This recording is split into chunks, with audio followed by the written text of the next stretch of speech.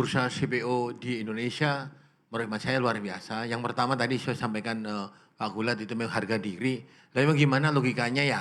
Kebun paling luas di dunia sawit itu yang di Indonesia. Kemudian kalau ngomong produser CPO terbesar ya Indonesia gitu kan. Nah, masa pasarnya yang menentukan harganya di sono loh, nggak pas. Dan menurut saya bukan hanya CPO. Produk-produk lain yang leadernya di Indonesia harusnya kita punya. Nikel misalnya.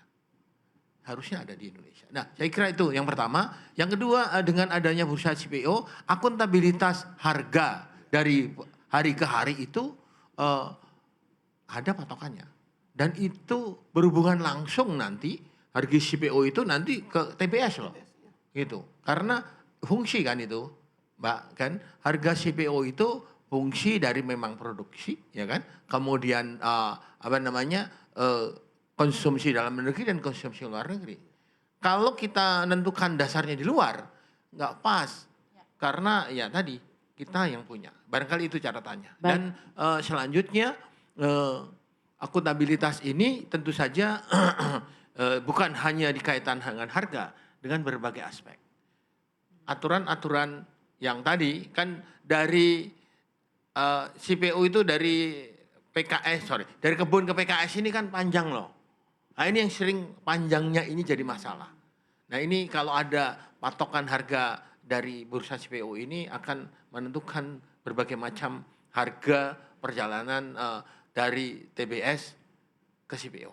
Baik, tentunya menyambut positif adanya bursa CPO ini. Ya, Saya sangat ingin juga positif. tanggapannya kepada Pak Purwadi, namun di satu sisi juga bagaimana Instiper ini menilai kebijakan pemerintah dalam menjaga stabilisasi harga TBS, Pak. Baik, terima kasih.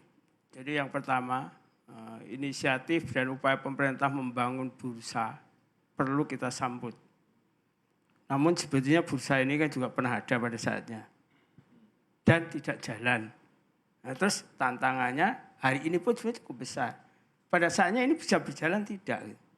Efektif tidak. Karena ini bukan urusan jual beli saja. Ini urusan sistem rantai pasok.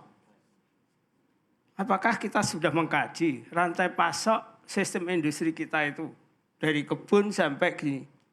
Jangan-jangan ini hanya dikuasai oleh beberapa pelaku saja. Kalau itu yang terjadi, apakah betul ini menjadi efektif? Karena akhirnya kan sukarela. Awalnya wajib, mandatori. Sekarang sukarela, artinya kan ada kekuatan-kekuatan di dalam konteks itu.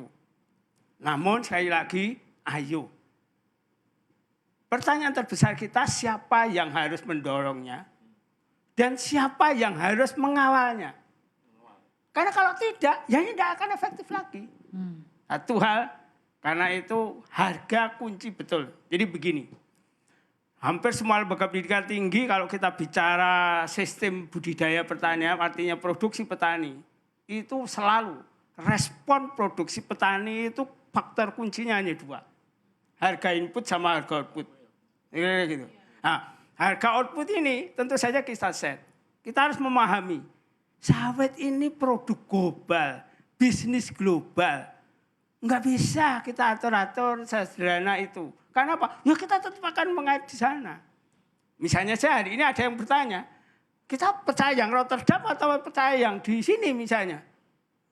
Ini bukan urusan percaya atau tidak percaya, tapi bahwa drive bisnis itu sampai hari ini masih di sana. Bagaimana kita mengalihkan, ini harus effort bersama.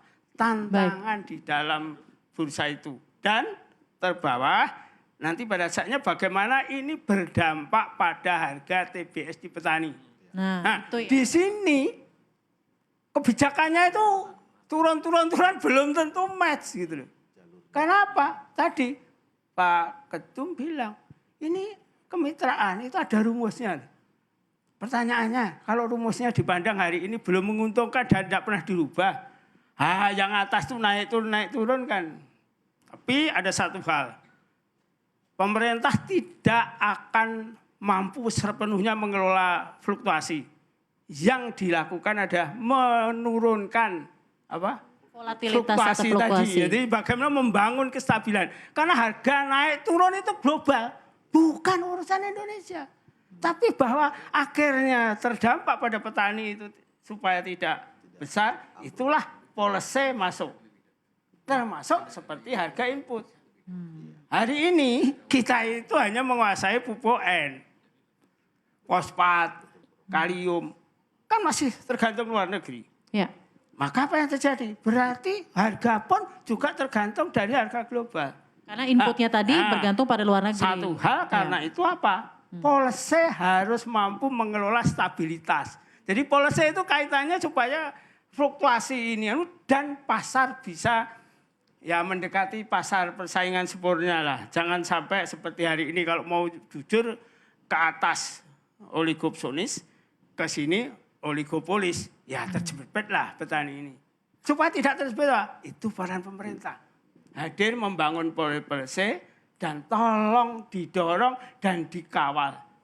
Jangan sampai kita punya policy ya dilepas. Setelah nanti ribut-ribut baru ya nanti kalau kita koreksi lagi. Tapi sejarah mencatat tidak mudah mengubah policy pemerintah itu. Ya karena ego sektoral dan lain sebagainya. Ya, ini hal yang barangkali kita harus berpikir kritis kalau betul-betul kita memang berkehendak mau membangun tata kelola tadi. Ya. Karena kuncinya ke tata kelola. Ingat, sawit demikian ditanam ini bisnisnya sampai 25 tahun. Dan kalau perusahaan pasti tidak bicara 25 tahun. Bicara tanaman kedua, tanaman ketiga. Maka apa? Policy tidak bisa dibangun hanya sekedar pola pikir jangka pendek. Satu, yang kedua harus terus didorong dan ada yang mengawalkan. Konsisten, koheren, supaya tidak saling meniadakan policy antar sektor. Karena sekali lagi, sawit ini yang ngurus semua kementerian ikut semua gitu, hampir semua kementerian. Dan ini tidak pernah, walaupun maaf saja, hari ini kan sudah ada Satgas tata kelola, ya baru bicara database, bicara berbaik merencanakan tata kelola. Pertanyaan saya satu saja, ini sampai kapan? Jangan-jangan nanti kabinet itu selesai juga gitu. Kalau sudah begitu, siapa yang mau bertanggung jawab terhadap policy jangka panjangnya ini? Siapa yang akan mengawal ini? Nah, barangkali ini yang harus menjadi perhatian kita bersama. Ini bukan urusan kritik, bukan urusan saling menyalahkan. Tapi urusan bagaimana membangun semangat bersama. Membangun semangat bersama. Jadi dengan Bursa CPO ini kita apresiasi tentunya Pak. Tapi kedepannya seperti apa mengawalnya dan ini juga benar-benar akan memberikan something yang konkret gitu ya Pak ya untuk CPO Indonesia. Pak Gulat, ada sedikit tanggapan mengenai hal tersebut sebelum saya ke Mas Indra. Tolong ditampilkan slide saya. Jadi ada yang cukup menarik ya, bahwa pembiaran itu sebenarnya itu sudah pidana ya. Membiarkan petani sawit itu ada dua, petani swadaya dan petani yang bermitra. Nah, petani bermitra ini, yang ini kan sudah sepanjang tahun kan babak belur. Kalau tadi Pak Purwadi mengatakan benar, ini dia Pak. Pasca berdirinya Bursa CPO, harga TBS itu lebih stabil. Guncangannya enggak kayak masuk hutan. Coba dia stabil, naik pelan-pelan dia. Karena apa? Karena ada saingan daripada harga lain. Maka akan hati-hati yang lain karena ada bursa. Ini yang benar. Coba lihat yang paling bawah itu adalah petani swadaya. Yang atas itu petani bermitra atau plasma yang kita kenal dulu. Coba kita perhatikan. Selisihnya itu rata-rata 500 sampai 600 rupiah per kilo. Kalau dikalikan dengan luas petani sawit 6,8 juta hektar, berarti 1 bulan ada kurang lebih itu 60 triliun hilang uang petani di situ. Siapa yang tanggung jawab? Kenapa ini terjadi? Regulasi. Betul yang kata Pak Purwadi Prof. Regulasi itu harus melihat apa permasalahannya, ini obatnya. Bukan sudah mati orang baru pikiran obatnya. Ini coba, sampai kapan ini bisa mendekati sama? Kami juga tidak mengharapkan harga tinggi, tapi harga yang sebenarnya. Peraturan yang ada ini adalah peraturan yang harus juga didekati oleh berbagai permasalahan dan harus solutif. Jangan peraturan yang ada malah menambah persoalan yang baru. Ya terus terang aja, seperti di Kep Dirjen Bun yang baru-baru ini diterbitkan oleh Pak Andi Nur Alamsyah. Semua dunia terkejut, bukan hanya petani. Dunia kok tiba-tiba ada peraturan kalau mau mendapatkan dana BPDPKS tentang sarpras, pengolahan pabrik harus punya duit 30% petani. Petani sawit di Papua Barat sudah perintah Presiden, Wakil Presiden Maruf Amin Segera dirikan pabrik kelapa sawit di Papua Barat. Darurat, penting. Karena pabrik satu-satunya meledak, terbakar. PT Medco. Proposal udah siap semua, desain semua udah siap. Begitu diantar, keluar ke perjanjian Bun. Bahwa kalian dibantu 100 miliar, tapi siapkan dulu duit kalian. Papua Barat 30%, 30 miliar. Nggak bisa Pak Dirjen. Akhirnya Pak Dirjen mulai saya lihat mengerti permasalahan kami. Mudah-mudahan dalam waktu dekat Pak Dirjen Bun, Pak Andi Nur Alamsyah memahami karakteristik petani sawit. Baik. Yang di Sumatera dengan di Papua itu tidak sama. Mari kita melihat Papua itu juga dengan pendekatan yang seadil-adilnya gitu loh. Makasih. Pak Gulat, makasih. Sekarang ke Mas Indra. Pertanyaan pertama tentu tentang bagaimana Anda menanggapi adanya bursa CPO ini di Indonesia dari kacamata petani. Silakan Pak. Petani itu sangat memahami bahwa harga sawit itu fluktuatif, naik turun, dan naik turunnya harga ini mengikuti juga pasaran dunia. Nah, cuma mengikuti pasaran dunia ini selama ini yang menjadi acuan apa gitu? Apakah harga Rotterdam, apakah harga Malaysia, apakah harga KPBN atau harga apa yang kira-kira yang paling menjadi patokan yang bisa mewakili? Nah, selama ini kan yang dijadikan patokan adalah harga KPBN ya. Bukan kami tidak percaya dengan harga KPBN. Kita memerlukan patokan harga yang tanda kutip yang lebih kredibel ya, yang lebih mencerminkan pasar yang sebenarnya. Mungkin kalau KPBN selama ini yang menjual CPO dan yang membeli itu hanya kurang lebih mungkin beberapa perusahaan atau belasan perusahaan. Harapannya kalau dengan adanya bursa CPO ini yang beli itu juga banyak lewat situ, yang menjual juga banyak lewat situ. Sehingga ini mencerminkan harga yang sebenar-benarnya mengikuti pasar. Karena kami kemarin juga jalan-jalan ke Malaysia ya, karena kita juga membandingkan juga petani di Malaysia itu kayak apa sih di sana itu. Harganya itu berapa, ternyata ada selisih kurang lebih Rp400 kalau dirupiahkan ya. Antara petani Indonesia dengan petani di Malaysia. Nah, salah satu mungkin yang menjadi pembeda bisa jadi harga CPO. Selain mungkin faktor-faktor yang lain juga bisa memberikan pengaruh. Nah, makanya kami sangat mengapresiasi bursa CPO ini kalau bagi petani ini adalah ikhtiar untuk mencapai harga TBS sawit yang lebih berkeadilan, saya kira itu. Jadi tanggapannya juga begitu positif dan menyambut CPO ini ya Pak ya. Pak, saya ingin mengetahui Pak ya, sejauh mana kesadaran atau literasi para petani milenial di pergerakan harga CPO global itu sendiri? Apakah sudah begitu literate, sudah begitu paham, terutama setelah akhirnya Indonesia memiliki bursa CPO sendiri? Bagaimana di kalangan teman-teman petani sawit milenial? Sebetulnya petani sawit itu mendapatkan informasi ya, itu kan secara terbuka. Bisa lewat lewat internet, lewat banyak web, lewat segala macam. Salah satunya kan juga di dalam grup-grup petani sawit ya, Apkasindo. Okay. Yang di situ itu sering di-share mengenai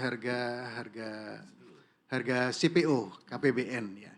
Jadi sebetulnya bagi kami itu harga itu berapapun itu sebetulnya akan kami terima. Mau naik setinggi apapun atau mau turun setinggi apapun. Karena kami ini menyadari bahwa orang bertani sawit itu sudah siap untuk berkontrak sekian puluh tahun ke depan.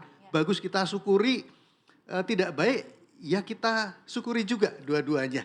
Ya, jadi yang penting adalah harga itu dari harga CPO pasar yang ada ke harga TBS ini fair dan berkeadilan, saya kira itu. Seperti itu ya Pak. Dan sekarang saya akan bertanya lebih lanjut ke topik berikutnya itu hilirisasi.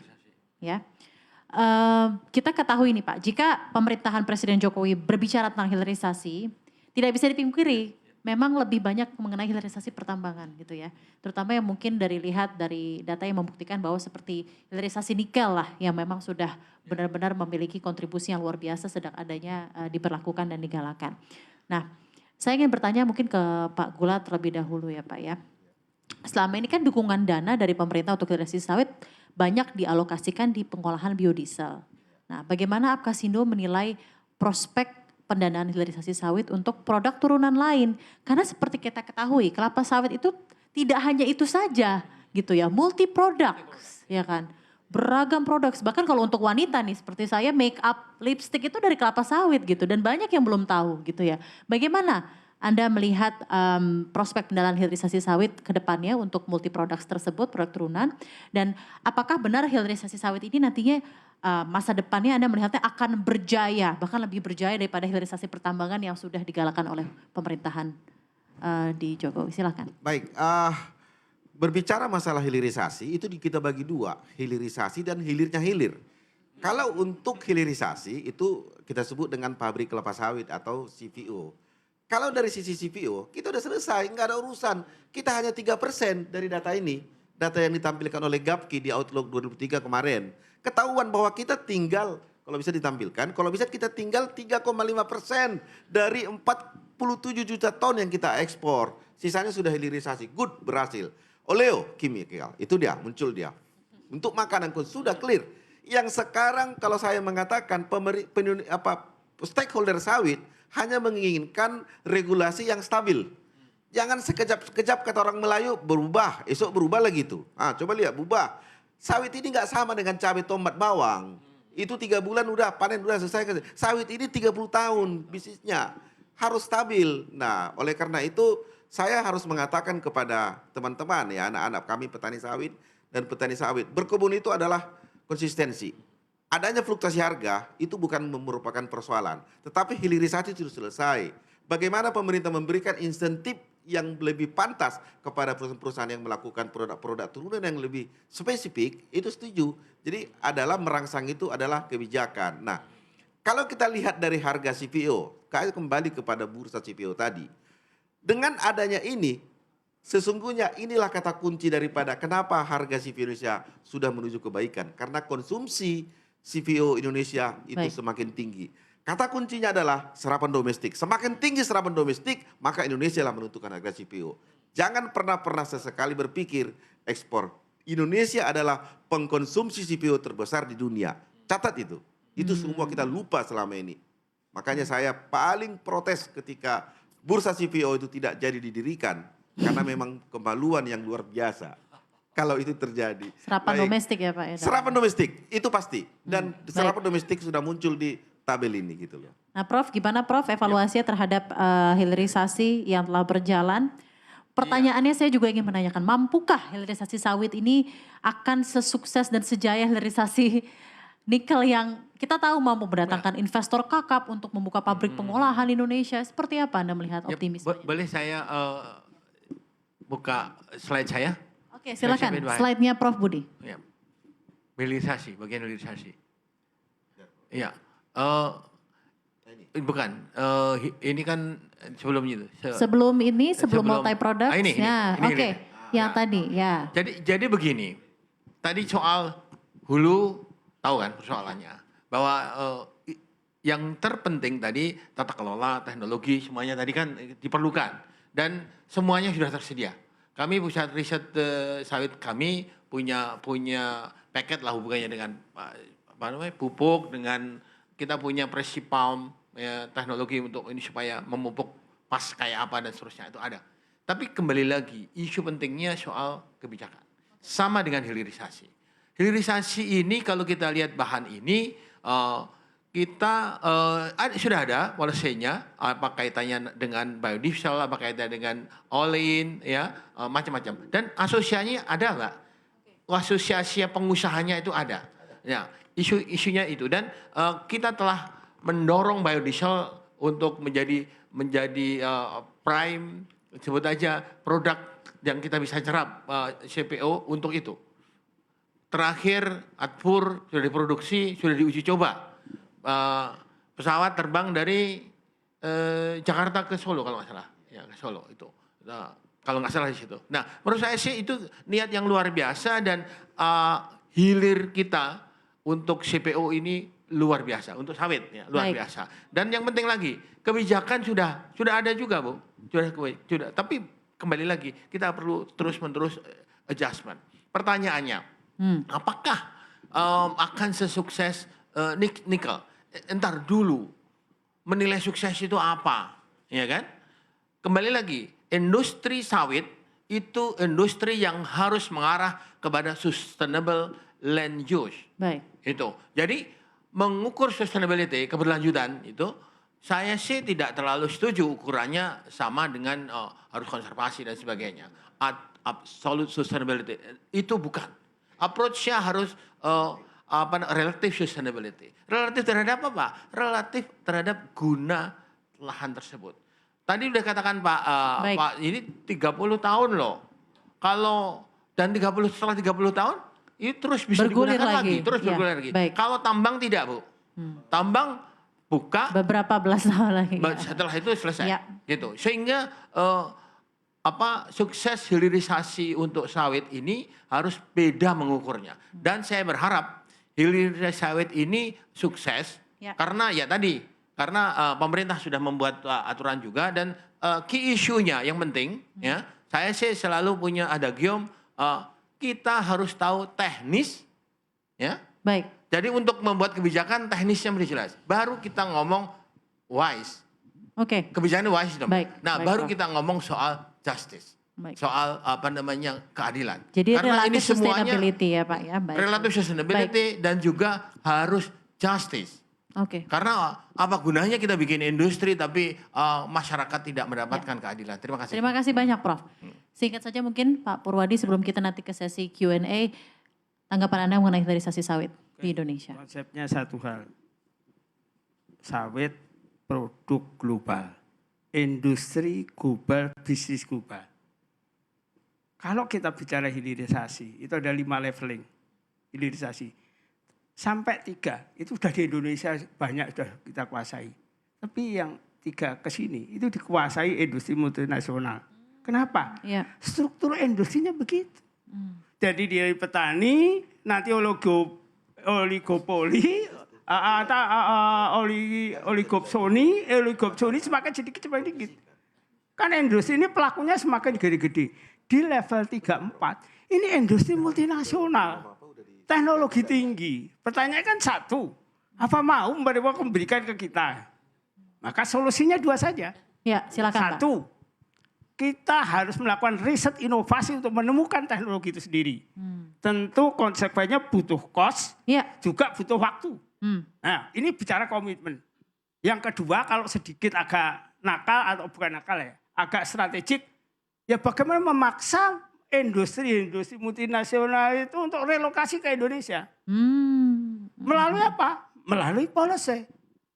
Ini maaf saja, di kakao kita pernah melakukan ini. Kita jual green bean. Kakao ya. Green bean. Setelah itu ternyata diolah di Singapura, di Malaysia, jadi bubuk ke kita. Enggak. Ada policy yang mengharuskan akhirnya harga menjadi lebih tinggi dan mereka relokasi. Nah, apa bedanya dengan nikel, apa spesies nikel? Nikel ini kan baru bicara nanti refine, terus jadi industri baterai. Nah, ini selesai, setelah itu masuk ke industri lagi, industri mobil, kira-kira kan begitu. Kalau ini kan enggak ini.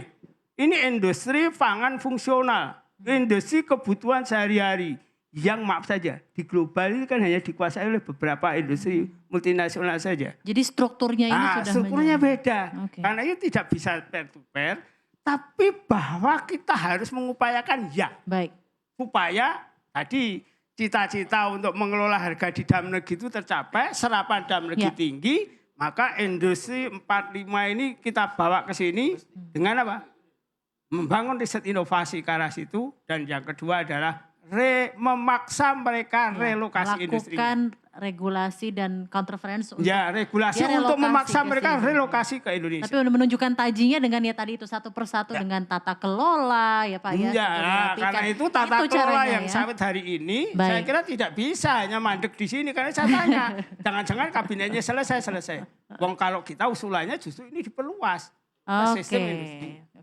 Tepuk tangan dulu deh mungkin untuk Pak Gulat, Prof Budi dan Pak Purwadi. Terakhir sebelum kita lanjut ke Q&A, silahkan Mas Indra tentang hilirisasi sawit, seperti apa kira-kira keterlibatan petani khusus untuk hilirisasi sawit dan beragam produk-produk turunannya. Baik, petani memandang hilirisasi sawit ini sebagai peluang untuk memberikan nilai tambah ya. Dari yang sebelumnya itu kami ini hanya menjual tandan buah segar atau TBS, sehingga kita bisa menjual setidaknya CPO, minyak merah ataupun minyak goreng. Nah cuma kendalanya selama ini industri yang menggarap ini adalah industri-industri atau perusahaan-perusahaan besar yang memang investasinya besar. Dan teknologi yang dipakai ini memang teknologi yang memang investasinya besar. Contoh misalnya, untuk membangun pabrik yang 15 ton per jam aja memerlukan dana investasi kurang lebih bisa 70 miliaran. Nah ini kalau bagi petani itu kan berat. Ya. Nah jadi makanya bagaimana supaya petani ini bisa menjadi pelaku di bisnis ini. Nah makanya harus dibuat investasi yang lebih ringan, yang supaya petani ini mampu. Nah selama ini teknologi yang ada adalah pabrik yang besar dikecilkan ukurannya, ya kan? Nah ternyata ini juga banyak kendalanya dan memang harus dibutuhkan riset lagi ya. Ini tantangan juga ini bagi kampus, bagi lembaga penelitian bagaimana membuat satu unit pengolahan yang mungkin harus agak out of the box sedikit. Mungkin satuan prosesnya bisa jadi agak berbeda dengan yang sebelumnya. Ya satuan prosesnya ya artinya. Nah gitu. Ya, yang outputnya itu adalah apa? Outputnya adalah bagaimana menciptakan satu teknologi ya, yang ekonomis, yang efisien, yang proven ya, dengan nilai investasi kurang dari 5 miliar. Nah kalau 5 miliar itu insya Allah kalau petani masih mampu ya Pak Gulat ya. Nah 50 juta kali 100 orang masih bisa. Kita kan ada dana di BPDPKS. Ya. Kenapa harus mikir susah-susah Mas? Itu bukan APBN. Oh iya baik. Iya. Baik, jadi Silakan. kita membangun hilirisasi ini juga tidak boleh terlalu bergantung kepada BPDP. Ya, artinya ya boleh dengan BPDP untuk pancingan. Tetapi kalau kita ini bisa menciptakan yang 5 miliar investasinya itu tidak mengandalkan BPDP pun petani mampu mengelola Nah dari pendanaan situ menggulirkan jangan itu. lupa ada serapan domestik juga seperti yang Ya. Anda sampaikan. Itu mungkin kunci hilirisasinya ya. Tidak hanya kita terpaku pada multinational companies atau mereka yang itu saja ya. Iya. Ada satu lagi Mbak, Silakan Pak. lapangan kerja. Lapangan kerja. Jangan lupa, dengan kita menarik industri ke dalam negeri, ruang kerja menjadi nambah dan tentu saja ini lapangan kerja buat anak-anak kita. Gitu. Baik. Ini menarik sekali. Saya masih ada beberapa pertanyaan tapi sepertinya sudah mungkin saya berikan kesempatan untuk para audiens untuk bertanya langsung kepada narasumber ekspertis kita masih tentang menata masa depan kelapa sawit Indonesia. Silahkan para audiens jika ada yang bertanya, nama, instansi, dan juga narasumber siapa yang Anda ingin tanyakan, silahkan. Sebelum audiens bertanya, ya sudah, silakan Mbak. Ada Mbak yang paling depan, di depan duduk di kursi, silakan mic diberikan, mohon dibantu. Nama, instansi, dan kepada siapa pertanyaan Anda tujukan, silakan. Silakan Mbak, boleh berdiri. Kita berikan tepuk tangan untuk penanya pertama kita pada kesempatan kali ini. Selamat siang untuk semuanya. Saya Fiada Sabrina dari BEM Visip Universitas Jayabaya. Di sini saya ingin bertanya mungkin lebih kepada semua narasumber sih. Terkait kampanye hitam masih membekas di masyarakat bahwa sawit itu dapat merusak lingkungan karena membuat efek rumah kaca berasal dari membuka lahan hutan tersebut. Kampanye hitam ini juga banyak digunakan oleh para NGO. Jadi bagaimana pandangan dari Bapak Purwadi dan Ahmad Indradi ini untuk memberikan pencerahan kepada para pihak yang gencar sedang melakukan kampanye hitam tersebut? Terima kasih. Terima kasih banyak Pak, kita berikan tepuk tangan. Ini pertanyaannya exactly ingin saya tanyakan. Menangkal black campaign mengenai kelapa sawit. Nah mungkin kalau ini biasanya dari sini, saya akan mulai dari sana dan ke sini ya. Silakan Pak Indra. Oke, baik. Memang menangkal isu negatif atau black campaign ini sebetulnya sangat penting. Sangat penting secara internal, terutama menyangkut bagaimana menyelamatkan persepsi masyarakat Indonesia ini terhadap persepsi yang negatif terhadap sawit.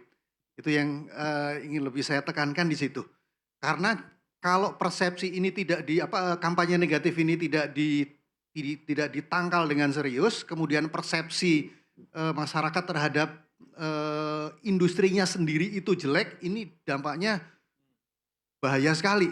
Kalau anak muda itu tidak mencintai industri andalan industri strategisnya di negaranya sendiri, bahaya. Bayangkan kalau Samsung itu tidak disukai oleh generasi muda Korea, atau Airbus tidak disukai oleh generasi muda Prancis misalnya, itu bahaya sekali. Dan pejabat-pejabat terpengaruh dengan isu-isu kampanye-kampanye negatif seperti itu, dia pasti akan membuat kebijakan-kebijakan yang anti sawit. Nah, bagaimana menangkalnya? Ya, menangkalnya itu ya dengan cara seperti apa kampanye negatif itu datang. Ya, artinya kalau kampanye negatif itu datang misalnya melalui sosial media, melalui Reels di YouTube, melalui Instagram dan lain-lain ya. Yang satu hari itu misalnya itu blastingnya itu misalnya 1 juta kali posting. Nah, kampanye negatif itu ya setidaknya minimal sama. Atau syukur-syukur 3 kali blastingnya harus 3 juta. 1 juta dibalas 3 juta gitu. Ya artinya jangan sampai yang masif seperti itu dibalasnya itu dengan ya ala kadarnya. Membuat misalnya ya, membuat satu acara sekedar formalitas, nanti yang nonton hanya 1.000 orang. Bagaimana kita 1 juta ini dilawan dengan hanya 1.000 orang yang menonton. Nah, jadi memang perlu sesuatu yang sangat serius. Ya. Mas Indra, argumentasinya kan tadi seperti yang disampaikan oleh Mbak adalah deforestasi, ya kan, gas rumah kaca dan lain-lain. Apakah menangkalnya di darat dengan konservasi yang baik dan juga penanaman bibit lainnya? Seperti apa kira-kira yang ada saat ini? Sebagian dari isu itu sebetulnya kan sesuatu yang tidak benar. Ya, artinya sesuatu yang tidak benar ini kalau disampaikan dengan secara konsisten, publik ini akan melihat ini seolah-olah satu kebenaran. Dan seperti itu tadi ya, kampanye negatif itu sebetulnya mudah sekali dipatahkan oleh para akademisi kita, para profesor, para doktor ini. Kita pengen dengar langsung berarti ya dalam hal ini. Mudah sekali dipatahkan. Nah, ini kan kanal suara yang bisa langsung disampaikan kepada CNBC Indonesia. Seperti apa, Pak Purwadi? Baik, jadi begini. Dunia itu kan gandrung terkait dengan perubahan iklim. Bicara sustainability, maka apa? Semua politik, geopolitik, bisnis, komoditas pasti diarahkan ke sana. Satu, pertanyaannya apakah Indonesia tidak memiliki kesadaran itu? Sadar kita. Mereka kan menuntut tata kelola sawit yang bagus. Kita mau ke sana, iya. Dan bukan karena dipaksa-paksa. Tapi kita juga mau ke sana. Tapi ini kan kita itu perlu waktu, perlu transisi, kira-kira kan begitu. Taruhlah petani kita, masa langsung dipaksa, harus. Enggak gitu. Petani Indonesia, petani saya kira tidak seperti petani di Eropa atau di yang lainnya. Kita butuh masa transisi. Nah kalau teman-teman ini di Eropa atau di Amerika, di belahan lain menuntut tata kelola ini bisa lebih cepat, maka tolong bantu mereka. Jadi bukan sekedar hanya minta nuntut. Kita sadar, kita mau ke sana, kita butuh waktu, transisi, dan untuk mempercepat transisi, bantu kami. Karena menuntut saja menurut saya juga tidak fair. Tapi pertanyaan tadi, tapi kita perhatikan itu enggak. Oh ya tentu saja dalam pola jangka pendek harus kita pikirkan. Kenapa? Karena struktur industri sawit ini di globalnya itu multinasional. Kalau mereka sudah ngomong, nggak boleh pakai sawit. Semua industri yang gede-gede ini tadi juga takut. Akhirnya serapan sawit kita juga akan rendah. Ini kan tidak mudah seperti itu. Tapi sekali lagi kita yakinkan mereka. Nggak usah khawatir, nggak usah dipaksa. Kita akan ke sana dan membangun tata kelola kita. Cuma kami perlu waktu. Karena karakter petani kita, petani industri kita tidak seperti yang Anda bayangkan. Kalau tidak percaya, datanglah ke kita. Lihat petani-petani kita. Petani mau ke sana, butuh transisi, supaya cepat, butuh dibantu. Tapi sekali lagi juga jangan nanti ada prasyarat lagi. Dibantu sekian juta euro atau sekian juta dolar, tapi harus melalui si X, si B, si C. Ya itu menurut saya juga tidak fair. Berikan kesempatan semua, pemerintah, NGO atau CSO yang lainnya yang memang punya keinginan dan care dengan sungguh membantu. Terima kasih Pak sistem kita. Prodi, terima kasih. Ini karena durasi terbatas, singkat mungkin Prof dan juga Pak Gulat silakan. Yap, hubungannya dengan kampanye hitam ini sebenarnya ini urusan seperti bermain gulat. Bermain gulat. Seperti main gulat. Dan kita harus mempunyai medali emas. Ini namanya beliau nih. Dan itu serius, saya katakan. Jadi artinya apa? Kalau kita bermain gulat, ya kita harus strong. Harus kuat dengan dirinya sendiri. Nah, kuat di mana? Ya, kalau kaitannya dengan kan ini soal isu-isu ya. Ya kita harus doing riset yang bagus. Mengerjakan riset yang bagus. Kami Pusat Studi Sawit bersama teman-teman dan ada juga Pusat Studi Sawit ini di belakang saya ada buku ya, buat contoh nih. Oh yang ini Prof. Yang pertama, nih Langsung ditunjukkan bukunya Tunjukkan oleh nih, Prof Budi, langsung nih. silakan. ini ada kampanye hitam bahwa namanya sawit bukan tanaman hutan. Aneh, Aneh. lahir di hutan loh. Dan Masa jadi tanaman? Akhirnya kita bikin riset dari buku ini. Nih, ini sebagai contoh. Dan tentu saja ini selanjutnya kita sosialisasikan, Baik. kita diseminasikan. Nomor 2, ini dari teman kami. Jadi sawit itu tanaman hutan ya Prof? Iya. Sawit itu tanaman hutan. Sawit itu pokoknya tanaman kita lah. Tanaman Mau di kita. hutan, mau di kota, ingat. Banyak ornamental. Dan Malaysia Ah, tanaman hutan. Ya, ornamental plant itu sawit. Coba Baik. you datang di Malaysia. depan IPB aja ornamennya sawit. Lalu dari buku itu seperti Ah. apa Dok? Ada satu lagi, ini teman dari PASPI. Mitos dan fakta. Jadi mitos dan fakta ini seperti tadi ngomong sawit penyebab deforestasi. Ntar dulu yang ngomong tuh siapa? Kita punya riset sendiri bahwa sebenarnya di Indonesia itu ya namanya sawit sendiri sudah ratusan tahun. Nomor 1. Nomor 2, bahwa deforestasi itu sejak 67 ada official deforestation yang dilakukan oleh ini kebijakan. Ada HPH, hak pengelolaan hutan. Itu melakukan deforestasi. Dan itu ada rencana tebang loh. Berapa luasnya? Luas HPH itu 67 juta hektar. So, apakah itu yang sekarang ditanemin sawit itu adalah dari produk deforestasi? Entar dulu. Itu bagian, Baik. nggak mau lah petani itu motong dulu baru nanam, enggak lah. Barang yang sudah terbuka tanam itu. Saya kira. Ke situ pola pikirnya. Baik. Jadi ada riset-riset dan ini banyak, ini ada Baik. ratusan isu yang kita mesti pelajari dipakai untuk tadi Baik. menangkal kampanye hitam. Iya. Itu saya kira. Dalam Dengan menangkal kampanye hitam, caranya untuk menangkalnya adalah untuk menunjukkan hasil-hasil berbasiskan empiris dan data. Maka riset, dari itu riset. scientific research. Scientific gitu. research. Kalau enggak Jadi kita melakukan harus itu, pintar-pintar saya mencari kira tahu itu. ya. Satu lagi yang saya mau respon dari Pak Pur ya. Kita mengerjakan riset sebagusnya mandiri. Karena kalau kita minta bantuan ke mereka juga, mereka Baik. menentukan arah riset itu. I'm sorry. Saya Baik. sih melihat kita mesti mandiri. Toh sawit ini menghasilkan produk dan menghasilkan duit yang cukup.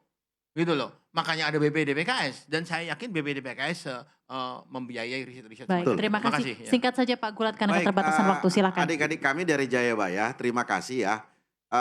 Memang kewajiban kami juga meluruskan yang bengkok sebagai organisasi profesional petani sawit. Nah, kami akan datang ke kampusmu, bedah buku, fakta dan mitos. Tunggu kami datang. Jadi Mantap. itu yang paling penting. Nah, yang kedua, adikku sayang, jadi pergilah kau ke mall.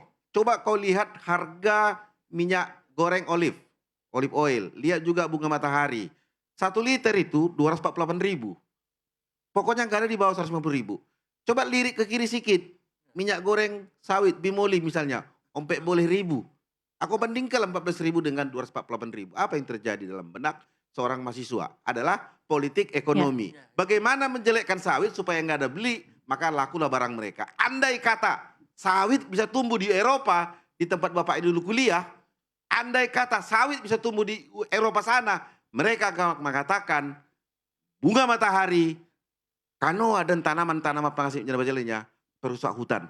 Sawit the best. Nah. Ini adalah masalah politik. Deforestasi Baik. bohong. Tanaman sawit tumbuh baik, bersahabat dengan tanaman hutan lain. Cari tahu Tanaman asal sawit NGO-nya. paling Baik. paling hemat menyerap air. Bukan kata gulat, kata periset. Jangan salah, sawit itu Baik. paling banyak menghasilkan oksigen, paling banyak mengerap karbon dioksida. Baik Pak Gulat. Why? Politik ekonomi, business to business, oke?